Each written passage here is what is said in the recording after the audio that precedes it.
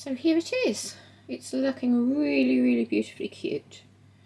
I'm really pleased with it. I hope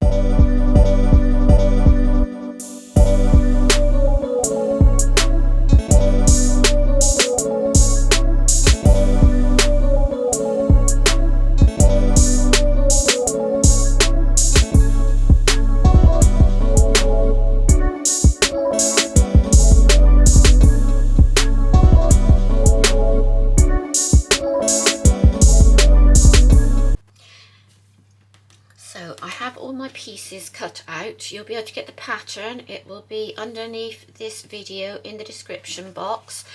Just go into there and you can click on it and it's all free. So I have the back and the front pieces cut out, and this is for the 2-year-old size.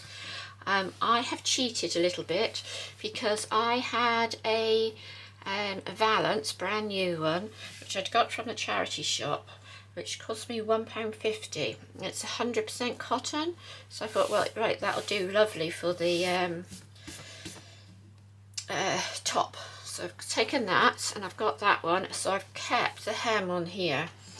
But what you will need to do is get your top and make sure that you've got your hem, and then you're going to take your piece of card, and I'll show you how I'm going to do it on the arms. You will fold your piece of fabric up 1/4 inch and then press it with the iron, then fold it up another 1/4 inch like that and press that over with the iron, okay, all the way along, and then we will take that to the machine and we will just sew a straight stitch straight across. So that's my front and back pieces. I have my ruffle and I've done exactly the same. I just used my the valance again, and I've kept the hem onto it, so that saved me having to do another hem on that one. So that was just a little way of doing it. You can buy just bed sheets, 100% cotton bed sheets, which are nice and cheap, so that works out really nice as well if you're just going to do something like this. And then I've cut out my 2 arms, and as I say, these are the 2-year-old size, and I folded the pieces back just like that. So there we go. So that's all my pieces ready to go. So the first things we are going to do is we are going to come in and we are going to stitch right across the bottom of here. We are going to just stitch 1 row of stitching on our ordinary stitch. We're going to do a back stitch here, straight the way across, and a back stitch here. I've got some other things which I'm going to put on mine. You don't have to do this, you can make it just plain.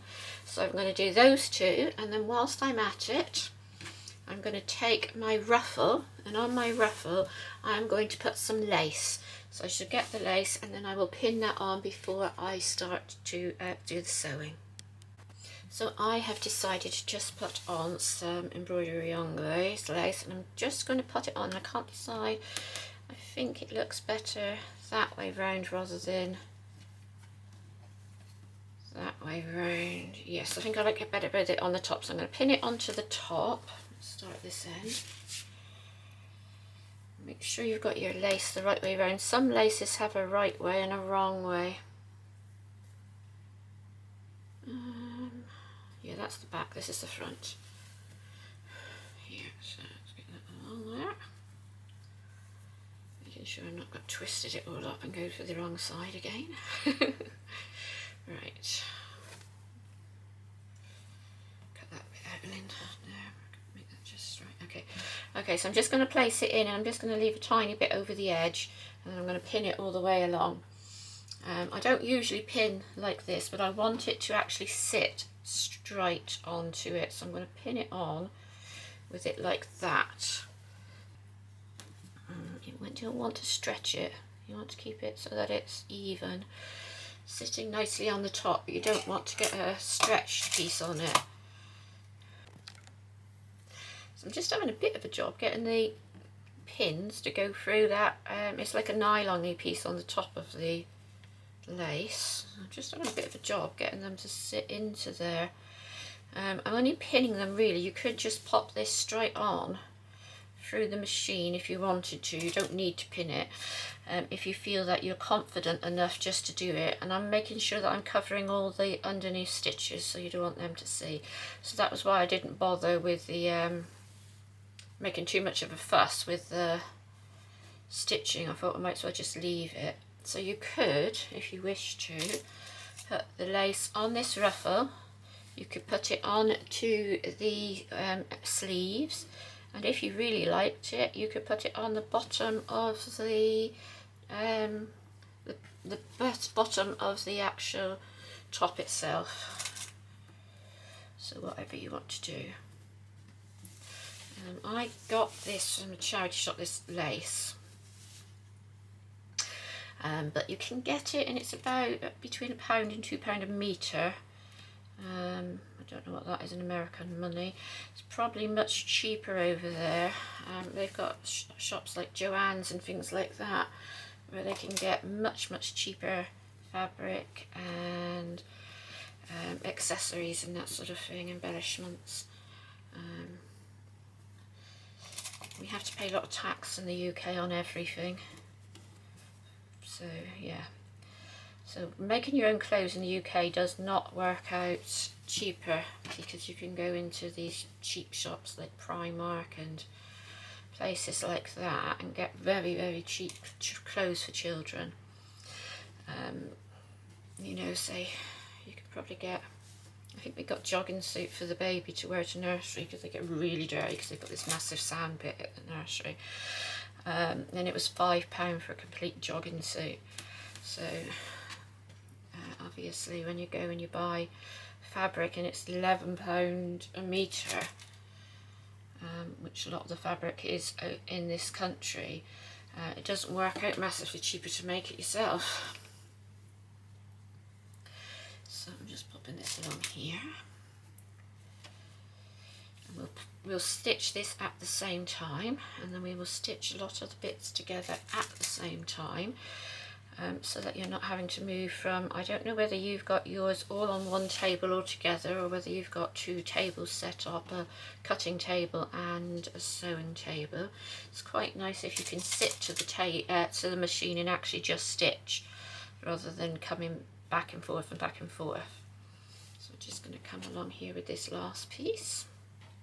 It's a very pretty little lace, this one. Don't pull it. There we go.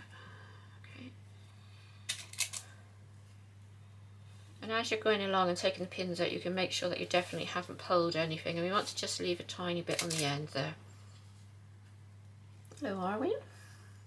Arwen's coming to see us. Arwen has become obsessed with the computer.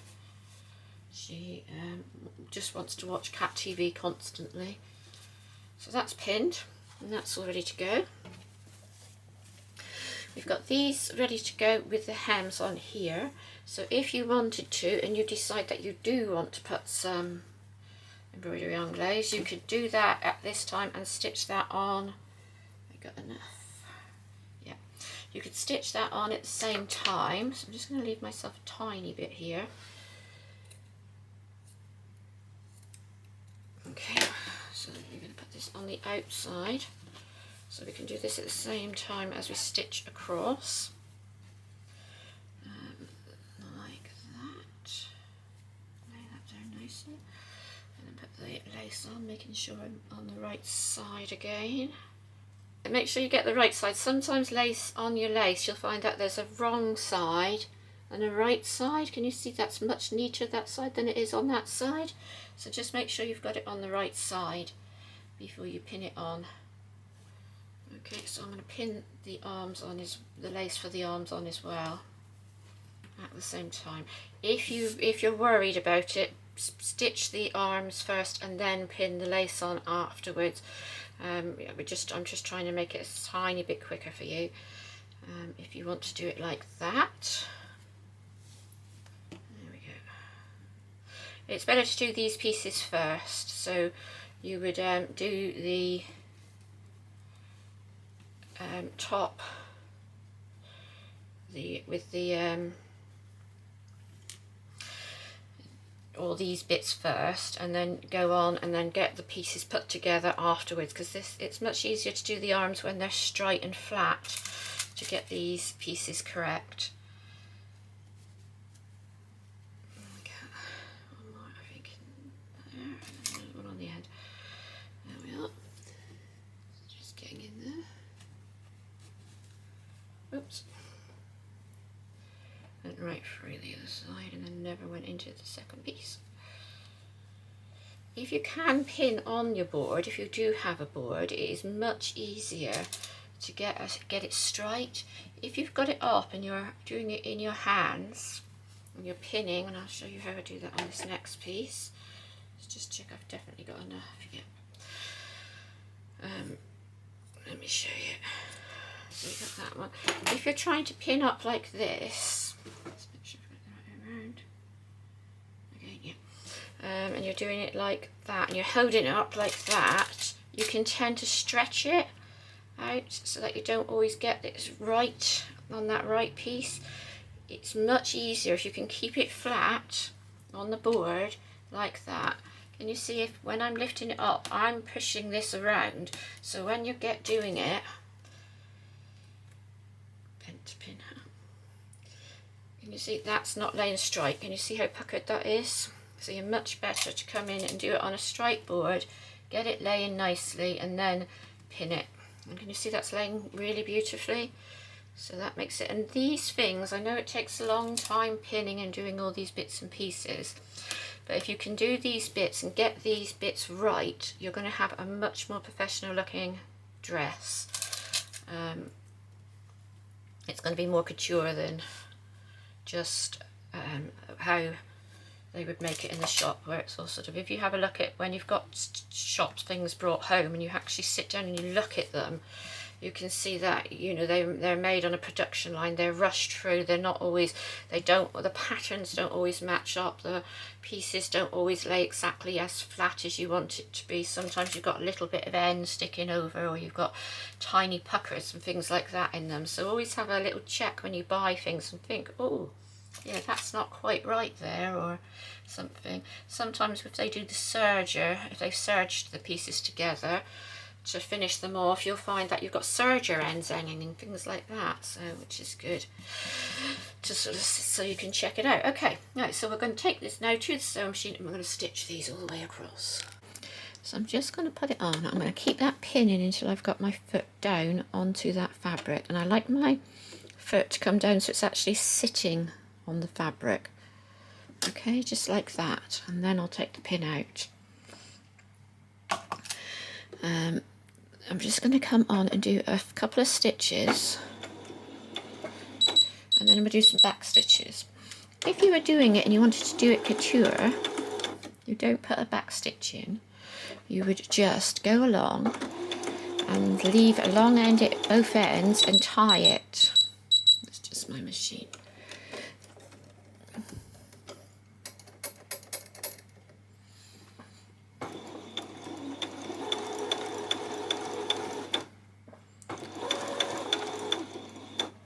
Take that pin out. I always try and take it out just as it gets to it,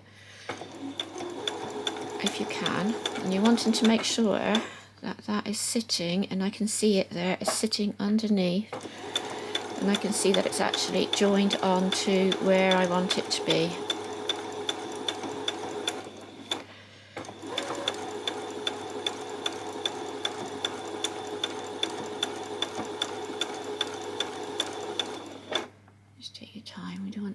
Ruffles going up inside. The neater you get, the slower you can get it, the neater you'll get it. Oh, I think I let that pin go in too far.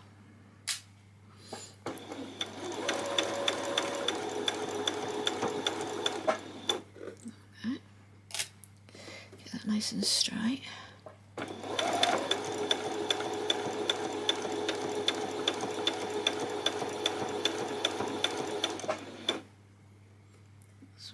And I'm just running it on top of the stitches of where the lace is there. And then you just do that last little bit.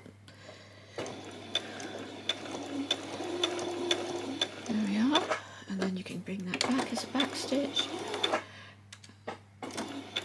you only want to do about 2 or 3 back stitches, you don't want to do too many, okay? Just cut these threads off. There we are, so that's looking really cute along there.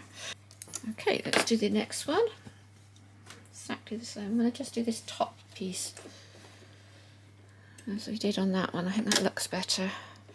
Do top and bottom if you want.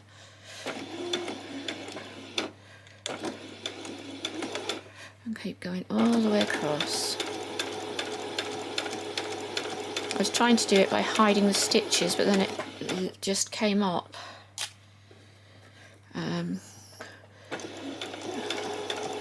So I think probably that is the better way to do it.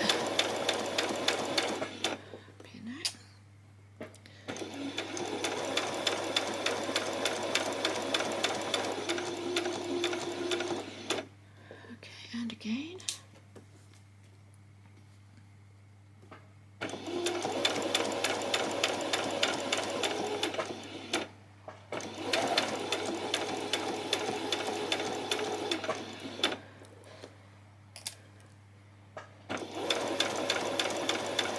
I noticed they were advertising there for contestants for the sewing bee the other day, and I thought, oh, that'll be interesting to watch because I do enjoy that.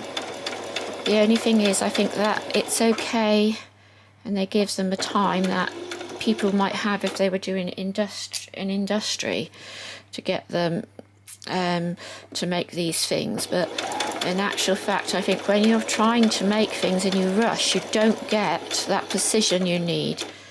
They say, oh, you've only got this amount of time to make it in, and yeah, that's okay, but actually you'd have ended up with a much better garment if you'd had more time to do it in, and it would be much neater, much more precise. Going to start with the back stitch. So I always think, yeah, it's lovely, but actually it's not practical. It's not, you know, when you make that first garment in the studio and they're doing it for the first time, they're going to be making it over and over and over again. So yeah, I always think, I do love it, but I just sort of think, oh yeah, that would be better if we could get it to be like that. Right, here we go now. We're going to do the ruffle on the bottom. Okay. So again, I'm going to come in and I'm going to do it at the top on this one. I seem to have pinned it the other way on the other side on this one. So there we go. Right, okay.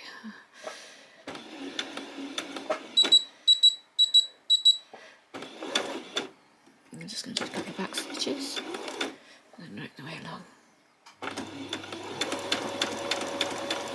It's absolutely torrential rain at the moment outside. You know what they say about April and April showers? Well, it's April massive downpours at the moment. Really heavy.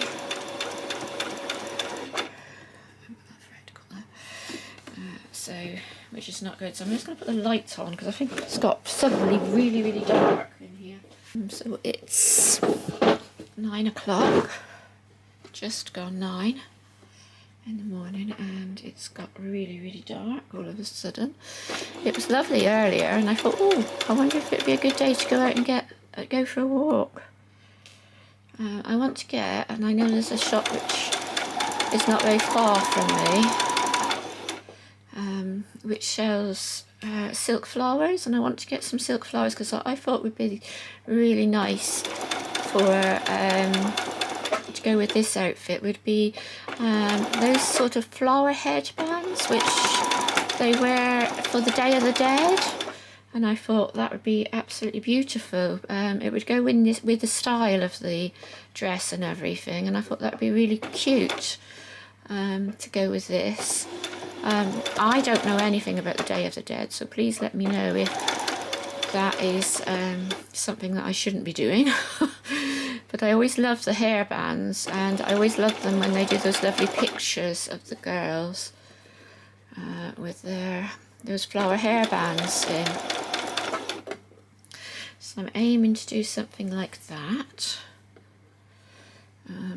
to go with this. I think it'd be really pretty. I'm just giving this one sort of a little sleeves as well with it, because I thought, because it's still a little bit chilly down here, by next month we should be warming up. We got the heating on today. At the moment it's still quite cold.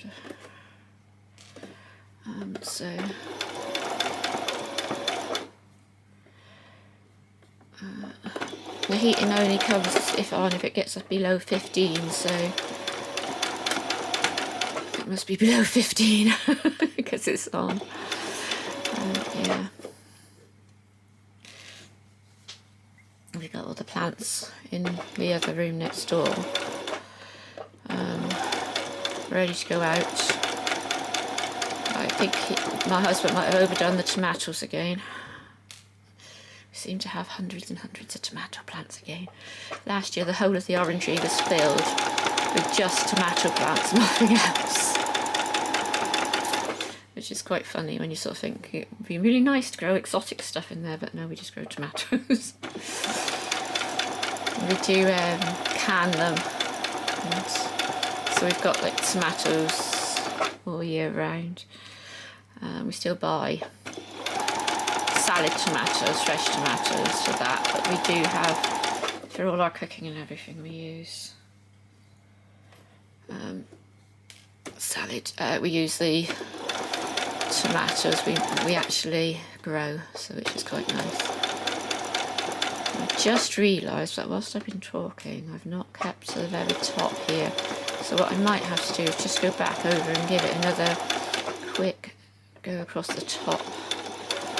I wanted it to be right on the very edge up the top here, and then I've been talking and it's gone out of my head after I got up to turn the light on. Silly me. I'm still really dopey.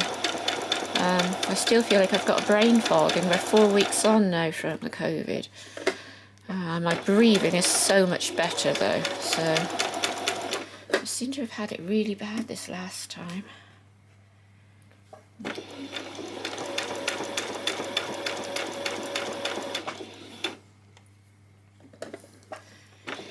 It's not so much the symptoms were really bad, but all the other bits of it where, you know, the chest pains were terrible. But all the bits like, you know, the headache and that wasn't as bad as it was on some of the other ones, and the shivering didn't last very long, whereas before I was sort of like shivering for 3 or 4 days, and I couldn't, uncontrollably shivering, I couldn't get warm or anything. But this time that wasn't so bad.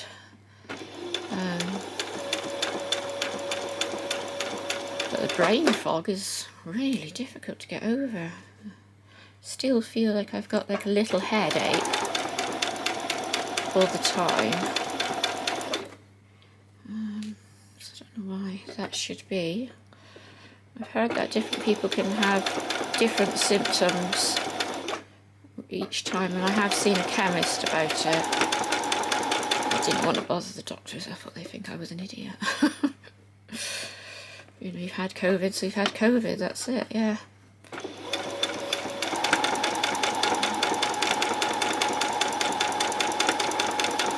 I'm trying to get a lot done because I've got my last cancer treatment coming up. I'm really excited. So hopefully everything will be fine. And that should be great. I don't know why I've just got a bit on the end there. I just cut that piece of fabric off. I don't know how I've managed to do that. Right. So there we go. So that's that done.